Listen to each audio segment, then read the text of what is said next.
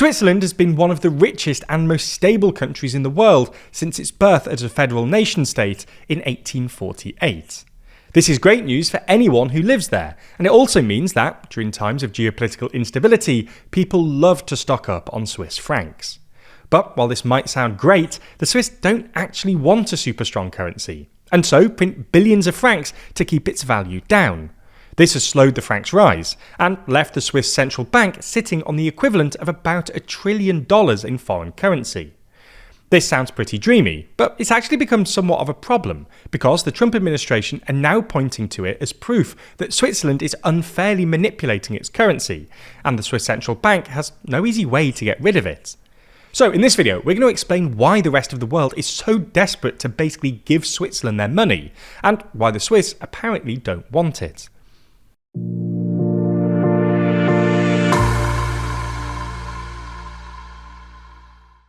If you're interested in the political alliances and groupings which shape our world, then you might enjoy our poster, Every Alliance Explained. It shows, in slightly confusing detail, all of the world's major alliances and how different countries link together. Check out the poster by clicking the link in the description. So, to understand this story, you have to first understand what a reserve currency is. The basic idea is pretty simple. A reserve currency is just a currency that central banks and other big financial institutions like to hold in their foreign exchange reserves. This is usually because these currencies are considered particularly safe, in that their value will remain relatively stable over time and they're widely accepted. Since at least the end of the Second World War, the US dollar has been the world's dominant reserve currency, accounting for more than half of all reserves.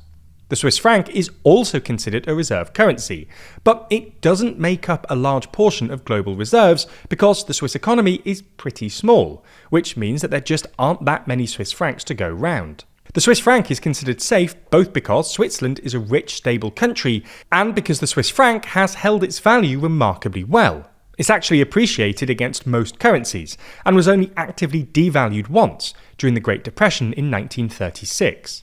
Anyway, as you might have noticed, the global economy, or really just the world generally, isn't looking that stable at the moment.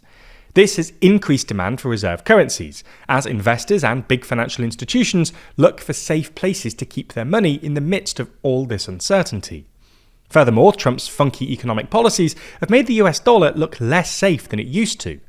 This has created additional demand for alternative reserve currencies like the Swiss franc, as investors switch out their dollars. Now, at first, this might sound pretty great. After all, demand for Swiss francs just makes the Swiss franc stronger, allowing Swiss households, which are already the wealthiest in the world, to buy more imports. By bringing down the price of imports, a stronger currency should also bring down inflation, which has obviously been a big problem for most countries in recent years. However, Switzerland, or at least its central bank, the Swiss National Bank or SNB, apparently aren't so keen, and don't want the franc to get much stronger.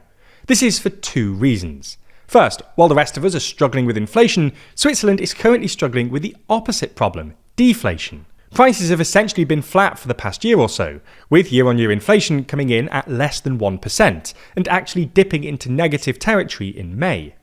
The second reason that the SNB doesn't want a markedly stronger franc is that, while they're happy for the franc to appreciate gradually, they worry that any steep appreciation will make Swiss exports too expensive for the rest of the world, which would be bad news for Swiss companies in sectors that rely on exports, like manufacturing.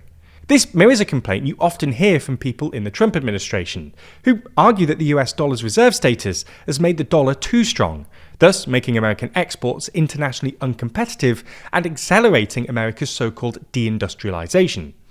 This hasn't happened in Switzerland, where, unlike the US, manufacturing as a share of GDP is high by developed country standards, roughly on par with Germany, and has stayed stable for really the past 40 years. The SNB should take some credit for this, although we should note that the Swiss experience suggests currency strength isn't everything. After all, the Swiss franc has risen against the dollar pretty consistently since the turn of the millennium, and Swiss manufacturing has still done better than US manufacturing.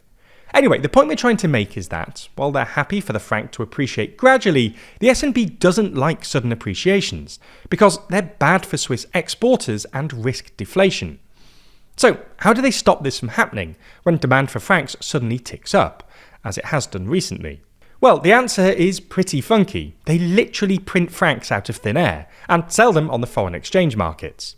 The SNB started doing this after the financial crisis in 2008, when, like most European countries, Switzerland was struggling with low growth and low inflation. Most other central banks tried to get their economies up and running again by printing money and then using that to buy government debt, allowing their governments to spend their way out of stagnation.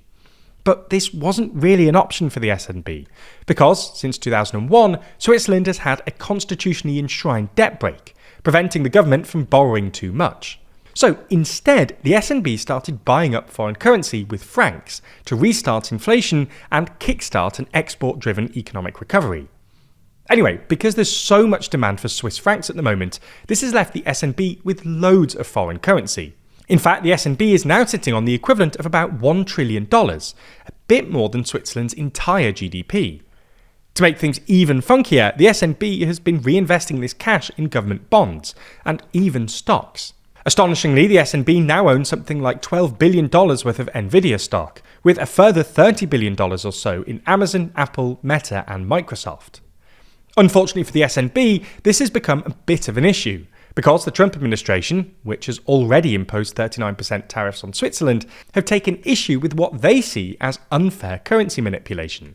But there's no easy way for the SNB to get rid of this massive cash pile, given that selling it would push up the franc. The original plan was to basically sell this cash and make the franc stronger during times of inflation. But even during the inflationary crisis we saw after the pandemic, the SNB only managed to sell about 20% of the portfolio.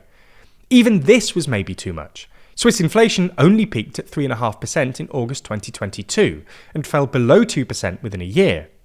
Ultimately, Switzerland's problem does seem to be that it's too rich, or at least too stable, and the consequent currency inflows have both drawn Trump's ire and forced the SNB, an otherwise conservative institution, into doing some embarrassingly funky things.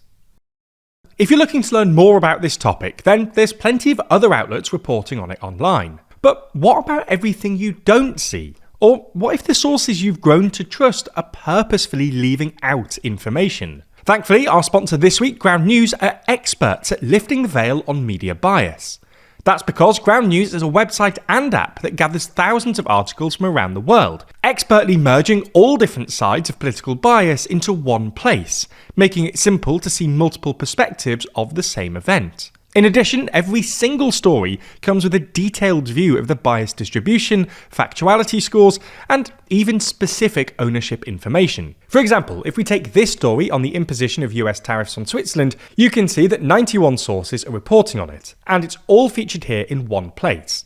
If we delve a bit deeper, we can even see that most of the coverage is coming from the left. While it would normally be overwhelming to sift through thousands of articles to find how they're being reported differently by either side, Ground News offers a handy bias comparison feature where you can do this with the click of a button. For instance, if we go back to this story on the tariffs, we're able to learn that the left is framing the tariffs as diplomatically insensitive, while the right is framing it as a strategic necessity. But that's not all. For stories that have been disproportionately covered by one side of the political spectrum or the other, their aptly named blind spot feed puts all of those into one place to help you stay grounded and informed. So, if you want to begin questioning the narrative instead of just consuming it, you can get started today, as we're partnering with Ground News to get you 40% off their unlimited access Vantage plan. Just subscribe through the link in the description, or scan the QR code on screen, and you'll be supporting an independent news platform working to make the media landscape more transparent.